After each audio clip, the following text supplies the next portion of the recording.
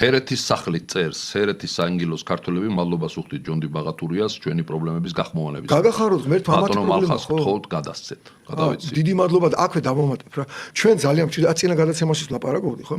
ეხლა ის ძალიან კარგი კანონი შრომით მიგრაციაზე და ასე რა ქვია, ემიგრაციის აქედან მიგრანტების ასე იგი დათხოვნას ქვეყნისგან. შეეხო ინგილოებსაც, მოკლედ რა, ინგილოებს ვისაც ვიზარჩენ ჰერებს.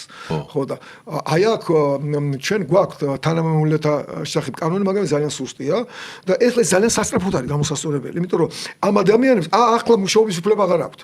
არ ისინი მომული არიან ჩვენთან და მე მადლობისთვის, მაგრამ ეს მოსაგვარებელი საკითხია და ფერეიდნელებს ასევე რა. მოკლედ პარლამენტს მე აქ ახლა არ მყავს აპარატი რომ ამდენ კონვეიერი გჭირდება რა. ის მავნებლური საქმიანობა, რასაც მეხუთე კოლონა აკეთებდა ესე საკანონმდებლო ბაზა შექმნეს და მე კიდე შიგნით კიდე რო ყავს ხელისუფლების შიგნით. მეხუთე კოლონა კი არა, ტროასხენი.